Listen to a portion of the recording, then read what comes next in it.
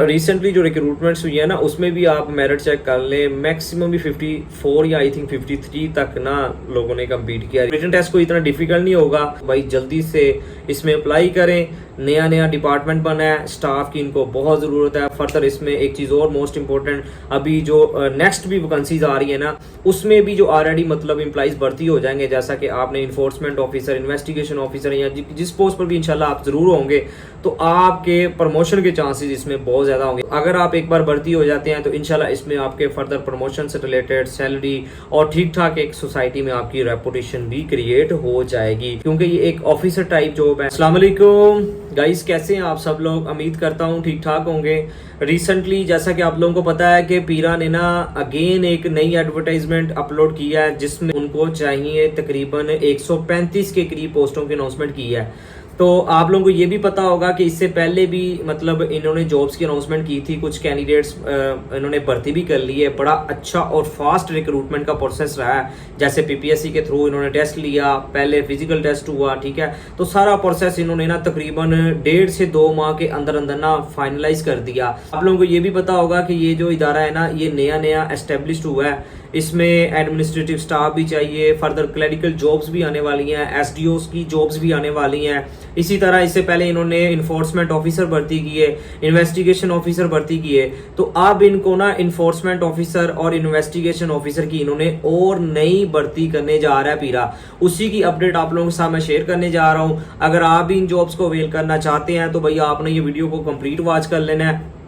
इंशाल्लाह A to Z आप लोगों के इन जॉब्स के रिगार्डिंग जो जो क्वेश्चन बनते हैं ना, जिसमें एजुकेशन क्राइटेरिया की बात करेंगे, एज की बात करेंगे, मोस्ट इंपॉर्टेंट आपने कैसे अप्लाई करना है। अप्लाई के वाले से भी बहुत सारे कैंडिडेट्स को प्रॉब्लम आ रही है। आप लोगों के मुझे काफ़ी ज़्यादा डीएम्स पर्सनली मैसेज भी आप कर रहे हैं, जिन कैंडिडेट्स के पास मेरा नंबर है। इसके अलावा आपको इसके लिए किन किन मराहल से गुजरना पड़ेगा, मोस्ट इंपॉर्टेंट इसमें आपको सैलरी कितनी मिलती है, साथ साथ आप लोगों को कौन से बेनिफिट्स मिलते हैं, क्या आपने काम करना है, इन जॉब की डिस्क्रिप्शन क्या है, परमानेंट आप हो जाएंगे कि नहीं हो जाएंगे, फीमेल्स के लिए ये जॉब सूटेबल है कि नहीं है, वो भी मैं आज इसी वीडियो में बताऊंगा। मोस्ट इंपॉर्टेंट आज की वीडियो का पार्ट कि इसमें आप लोगों का जो पेपर पैटर्न है ना, वो क्या होगा, उसकी आपने कैसे प्रिपरेशन करनी है। तो जल्दी से मैं आपको एक चीज बता दूं, कंप्लीट गाइडलाइंस एक वीडियो में इंशाल्लाह कवर करवा दूंगा इस शॉर्ट सी वीडियो में, कि ड्यूरिंग रिकॉर्डिंग वीडियो जो भी क्वेश्चन मेरे माइंड में आते जाएंगे ना, वो मैं इंशाल्लाह साथ साथ आप लोगों को ना मतलब उसके आंसर भी शेयर करता जाऊंगा। तो जल्दी से मैं आपको बता दूं, ये जो इन्फोर्समेंट ऑफिसर की पोस्ट है, इसमें आपको बीपीएस 14 दिया जाएगा। नंबरिंग आप इसमें नोट कर लें, 36 पोस्टें हैं इन्फोर्समेंट ऑफिसर, बीपीएस 14 इसमें आपको दिया जाएगा। ये मतलब आप इसको ना, कुछ कैंडिडेट्स कह रहे थे कि सर ये कॉन्ट्रैक्ट बेस है, बिल्कुल कॉन्ट्रैक्ट है, लेकिन आप इसको ना डे 1 से परमानेंट ही समझे। इसमें आपको permanent with the passage of time बहुत जल्द कर दिया जाएगा, ठीक है, as compare to other institution की बात करें। बाकी इन्वेस्टिगेशन ऑफिसर की बात कर लें, जिसमें आपको बीपीएस 11 दिया जाएगा, 99 पोस्टें बनती हैं।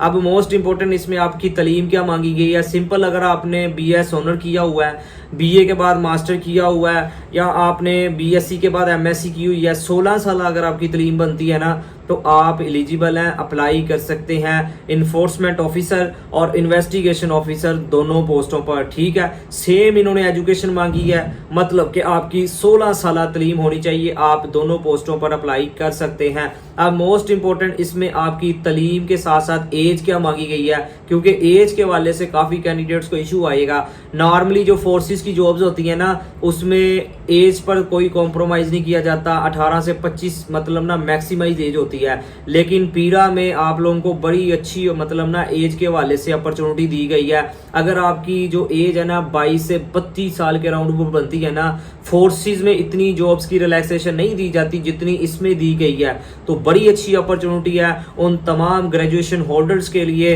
जो अपना 16 ईयर एजुकेशन कंप्लीट करके फारिग बैठे हुए हैं घर में। तो भाई आज ही आपने मेरी वीडियो देखने के बाद इसकी प्रेपरेशन भी करनी है, लेकिन आपने सबसे पहले अप्लाई करना है। अप्लाई कैसे करना है वो भी मैं आपको नेक्स्ट बताने जा रहा हूँ। देन इसमें जो इन्वेस्टिगेशन ऑफिसर की पोस्ट के लिए बात कर लें तो उसमें 22 से 28, जिसमें आपको BPS 11 दिया जाएगा। इन्फोर्समेंट के लिए 32 साल मैक्सिमम और इन्वेस्टिगेशन के लिए आपकी 28 साल मैक्सिमम एज मांगी गई है, ये आपने नोट कर लेना है। देन बात करते हैं इसमें कुछ आप लोगों के फिजिकल स्टैंडर्ड्स भी रिक्वायर्ड है। फिजिकल स्टैंडर्ड्स के हवाले से बहुत सारे कैंडिडेट्स को ना, कुछ को BMI का नहीं पता, 170 सेंटीमीटर का नहीं पता कि भाई इसमें क्या मतलब ये रिक्वायरमेंट है हाइट के हवाले से, चेस्ट के हवाले से। देखिए इसमें जो आप लोगों का ये सबसे पहले इन्होंने BMI लिखा है ना 27। अब आपने ना BMI स्टैंड्स फॉर, आप ये भी वैसे नोट कर लें, बॉडी मास इंडेक्स। इसको आपने कैसे फाइंड करना है, मतलब 27 तक आपको कैसे पता चलेगा कि मेरा 27 बनता है। आपने अपने वेट को, जो आपका वेट बनता है इतना तो पता ही होगा, आपको अपनी हाइट का भी पता होगा, आपने अपने वेट को हाइट के साथ डिवाइड करना है। लेकिन एक चीज आपने नोट कर लेनी है, जितनी आपकी हाइट बनती है ना, मतलब कि 5 फुट बनती है, तो 5 को आपने ना स्क्वायर के साथ, मतलब कि 5 × 25, ठीक है, आपने अपनी हाइट का स्क्वायर लेना है। जो आंसर आएगा वो आपका BMI आ जाएगा, ये आपने नोट कर लेना है। इस तरीके के साथ अपना आप BMI फाइंड कर सकते हैं, कैलकुलेट कर सकते हैं। अब नेक्स्ट बात करते हैं हाइट, इसमें क्या मांगी गई है। BMI मेल्स और फीमेल्स दोनों के लिए ये सेम है, ये आपने नोट कर लेना है। बाकी हाइट इसमें विदाउट शूज मेंशन है, मतलब कि शूज के साथ नहीं है, विदाउट शूज के बगैर आपकी हाइट काउंटेबल होगी, ठीक है। जब आपका सबसे पहले फिजिकल रिक्वायरमेंट होगी, वो मैं आपको नेक्स्ट बताने जा रहा हूं कि आपने किन किन मराहल से कैसे कैसे मतलब उसको मतलब गुजरना है, साथ साथ गाइडलाइंस भी आपके साथ शेयर करूंगा। तो 170 सेंटीमीटर इसमें आपकी हाइट रिक्वायर्ड है। अब सेंटीमीटर में बहुत सारे कैंडिडेट्स को प्रॉब्लम आती है कि 170 सेंटीमीटर कितने होते हैं। देखें 1 फीट, ये तो आप लोगों को पता होगा कि 1 फीट में आपने वैसे याद रखना है, जिनको नहीं पता 1 फीट में ना 30 सेंटीमीटर होते हैं। अगर आपकी फॉर एग्जांपल मतलब हाइट बनती है ना 5 फुट 6 इंच, तो आप समझ लें कि 170 सेंटीमीटर आपकी बनती है। 1 फीट में 30 सेंटीमीटर, 5 फीट होंगे तो 150 सेंटीमीटर। उसके बाद आपने फर्दर काउंट कर लेना है, आप अपने मोबाइल्स के जरिए इसको ना काउंट कर सकते हैं। मेन बात याद रखनी है 1 फीट में 30 सेंटीमीटर होते हैं, बस ये नोट कीजिएगा। अगर ये आपको पता चल गया तो आप इजीली अपनी कैलकुलेट कर लेंगे, ठीक है। इसमें फीमेल्स की नोट कर लें, हाइट फीमेल्स की जो रिक्वायर्ड है वो है 160 सेंटीमीटर, ठीक है, वो लगभग 5 फुट 2 इंच बनती है। मेल्स की 5 फुट 6 इंच बनती है, ठीक है, 6 से थोड़ी सी आप ज्यादा ही काउंट कर लीजिएगा। और देन इसमें आप लोगों की चेस्ट की भी रिक्वायरमेंट होगी, रनिंग भी होगी, वो मैं आपको बाद में बताता हूँ। चेस्ट की जो इन्होंने रिक्वायरमेंट है ना वो 34 रखी है, नॉट एक्सपेंडेड, मतलब एक्सपैंड करने के बगैर। अगर आप एक्सपैंड करते हैं, मतलब अपनी चेस्ट को थोड़ा सा फुलाकर अपनी मेजरमेंट करवाते हैं, तो भाई फिर 36 इंच होनी चाहिए, ये भी इन्होंने मेंशन किया है। अब आपकी इसमें रनिंग भी होगी, वो भी आप नोट कर लें। रनिंग आपकी जो होगी वो 1 माइल होगी, जो आपने 9 मिनट्स में उसको ना कवर करना है उस डिस्टेंस को। फीमेल्स ने कितने में करना है, फीमेल्स ने 14 मिनट्स में करना है, ये आपने नोट कर लेना है भाई, ये इन्होंने सिंपल सी रिक्वायरमेंट है। बाकी इन्वेस्टिगेशन ऑफिसर के लिए मेल की जो रनिंग का टाइम है वो 8 मिनट है 1 माइल, और दूसरा जो फीमेल्स के लिए है उसमें 12 मिनट्स रखा गया है 1 माइल्स को कवर करने के लिए। ये मैं कुछ चीजें आपको इसलिए बता रहा हूं क्योंकि बहुत सारे कैंडिडेट्स के मुझे पर्सनली इसी तरह के DMs आते हैं कि सर हमें बताएं BMI क्या होता है, उसको कैसे कैलकुलेट करना है, हमें हाइट का इशू आ रहा है, हमें पता ही नहीं है कि 170 सेंटीमीटर कितने बनते हैं। तो ये कुछ चीजें थी जो मैंने आपको साथ साथ इसलिए बता दी ताकि आपको कोई भी अप्लाई करने से पहले आपके माइंड में कोई कंफ्यूजन ना रहे, ठीक है। होपफुली आपको बड़े अच्छे से ना फिजिकल रिक्वायरमेंट पता चल चुकी होगी। देन मोस्ट इंपोर्टेंट आपने कैसे अप्लाई करना है, आपने अप्लाई ऑनलाइन करना है। पंजाब जॉब्स पोर्टल की वेबसाइट पर जाएं, जो रिसेंटली पंजाब गवर्नमेंट ने अपनी वेबसाइट को लॉन्च किया है। ऑलमोस्ट जितनी भी वैकेंसीज पंजाब गवर्नमेंट अनाउंस कर रही है ना वो पंजाब जॉब्स पोर्टल के थ्रू ही कर रही है। तो पंजाब जॉब्स पोर्टल पर जाएं, अपनी प्रोफाइल वहां कंप्लीट करें, वहां से जाकर आपने अप्लाई कर लेना है, ठीक है। इसमें 400 आपकी फीस भी होगी, ये भी आपने नोट कर लेना है, जो कि आप किसी भी बैंकिंग ऐप के थ्रू उसको पे कर सकते हैं। मोस्ट इंपोर्टेंट, अगर आपसे अप्लाई ना हो तो भाई को आप डिस्क्रिप्शन में नंबर है, तो आप मेरे से भी अप्लाई करवा सकते हैं किसी भी पोस्ट पर, इन्फोर्समेंट या इन्वेस्टिगेशन ऑफिसर की पोस्ट के लिए, ठीक है। इसके अलावा और भी कहीं भी किसी भी डिपार्टमेंट में करवाना चाहते हैं तो जस्ट पोस्ट का नाम भाई के साथ शेयर करें तो आपका अप्लाई हो जाएगा, मेरा टीम मेंबर कर देगा आपका अप्लाई, आपने बिल्कुल टेंशन नहीं लेनी। अच्छा, अप्लाई के बाद आपको बता दूं आपको इसमें किन किन मराहल से गुजरना पड़ेगा।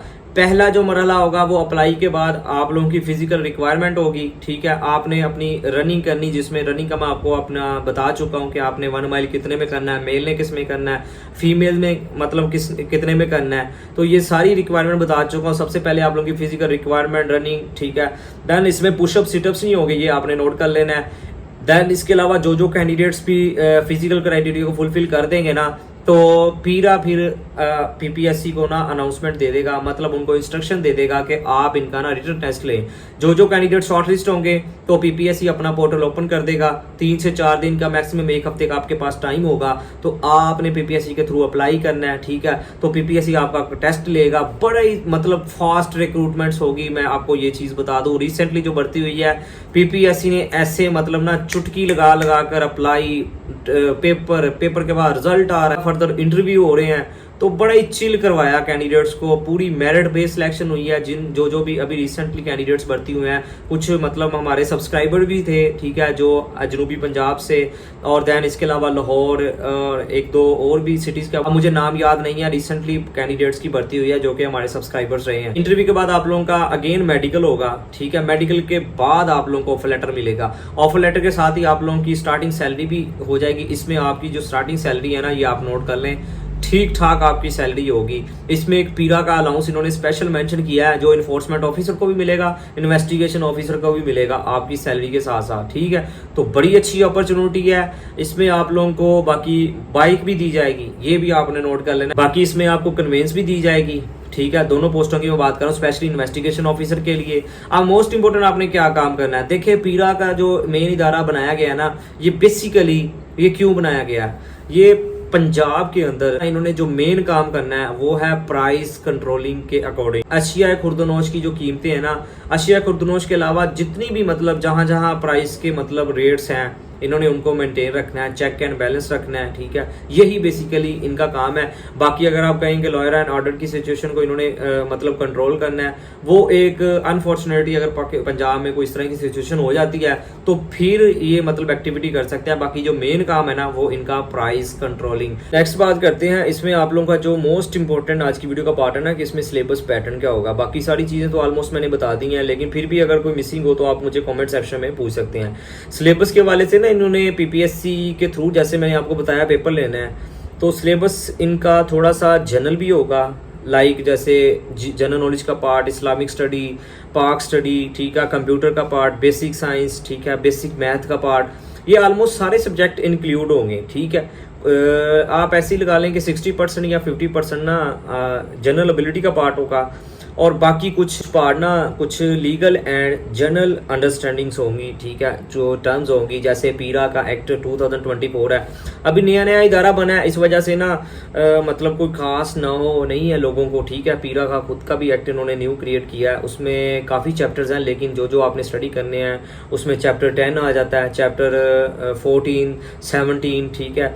इसी तरह चैप्टर 12 भी ऐड है। ये 3 से 4 चैप्टर्स आपने पीरा के करने हैं, जो मतलब इनके एक्ट से रिलेटेड है। फर्दर पाकिस्तान के कॉन्स्टिट्यूशन 1973, ठीक है, उसका आपने मतलब बेसिक लेवल चैप्टर उन्होंने वैसे मेंशन किए हुए हैं 2, तो वो मैं इंशाल्लाह जब इसकी प्रिपरेशन स्टार्ट करवाऊंगा ना, तो लाजमी आप लोगों के साथ मतलब ना कुछ वीडियोस शेयर करूंगा, क्योंकि इसमें सिर्फ आपका बेसिक लेवल मतलब ना होनी चाहिए। ज़्यादा एडवांस में तो देखिए आपने कोई LLB तो किया नहीं है बहुत सारे कैंडिडेट्स ने, तो इतना तो नॉलेज नहीं होगा, लेकिन आपको कवर करना पड़ेगा क्योंकि आपने अपना रिटन टेस्ट में कम्पीट करना है, ठीक है। तो फर्दर जनरल एबिलिटी का भी आपको बता चुका हूँ। तो ये दोनों को मिलाकर आप लोगों का एक पेपर होगा, 100 MCQs होंगे, 90 मिनट्स आपको दिए जाएंगे। तो इसमें एक चीज़ और बहुत इंपॉर्टेंट है, मेरिट इसमें हाई नहीं होगा। अब रिसेंटली जो रिक्रूटमेंट्स हुई है ना, उसमें भी आप मेरिट चेक कर लें, मैक्सिमम भी 54 या आई थिंक 53 तक ना लोगों ने कम्पीट किया रिटन टेस्ट में। तो रिटन टेस्ट को इतना डिफिकल्ट नहीं होगा, आसान सा होगा, लेकिन ये है कि आपका जो फिजिकल है ना, उसमें आपने अभी से अपनी रनिंग को स्टार्ट करना है, क्योंकि रनिंग थोड़ी सी डिफिकल्ट होती है, ठीक है। क्योंकि 16 ईयर के स्टूडेंट्स हैं, थोड़े से आप आई नो जैसे FSC के बाद थोड़ा सा बंदा एक्साइटेड होता है ना, तो 16 साल तलीम के बाद बंदा उस लेवल का नहीं रहता। इसी वजह से कह रहा हूँ आपने अपनी आज की ये वीडियो देखने के बाद अपनी हर तरह की प्रिपरेशन स्टार्ट कर देनी है, लाइक रनिंग से रिलेटेड, रिटन टेस्ट से रिलेटेड, ठीक है। तो आपने आज से अपना फोकस करना है, अप्लाई करना है। अप्लाई की जो लास्ट डेट है वो आप नोट कर लें, 20 जुलाई है। 20 जुलाई तक आपने अपना ऑनलाइन अप्लाई करना है। मेथड आपको बता चुका हूँ, बाकी मेरे से करवाना चाहते हैं तो डिस्क्रिप्शन में आपको नंबर मिल जाएगा। तो मोस्ट इंपॉर्टेंट आपने जनरल एबिलिटी के पार्ट की कैसे प्रिपरेशन करनी है, इससे रिलेटेड मैंने सेपरेट से प्ले लिस्टें बनाई हुई हैं अपने चैनल पर। आप वहां से जाकर आज से अपनी प्रिपरेशन डेली एक प्ले लिस्ट की तकरीबन 2-2, 3-3 वीडियो देखें, साथ साथ अपने नोट्स बनाएं, डिफरेंट वेबसाइट का यूज़ करें, इम्तियाज शाद का लेटेस्ट वर्जन ले लें, इकरा इम्तियाज की वन लाइनर भी अगर पॉसिबल है तो ले लें। बाकी अगर इम्तियाज शाद है तो आपको फर्दर वो लेने की ज़रूरत नहीं है, ठीक है। तो इस तरीके के साथ आपने अपनी प्रिपरेशन को आज से स्टार्ट कर देना है। अगर आप इन्फोर्समेंट या इन्वेस्टिगेशन ऑफिसर की पोस्ट पर भर्ती होना चाहते हैं तो बहुत अच्छी अपॉर्चुनिटी, आपने लाजमी अप्लाई करना है। जो कैंडिडेट्स भी अपना 16 ईयर एजुकेशन कंप्लीट करके घर में फारिग बैठे हैं या कहीं किसी प्राइवेट सेक्टर में काम कर रहे हैं तो भाई जल्दी से इसमें अप्लाई करें।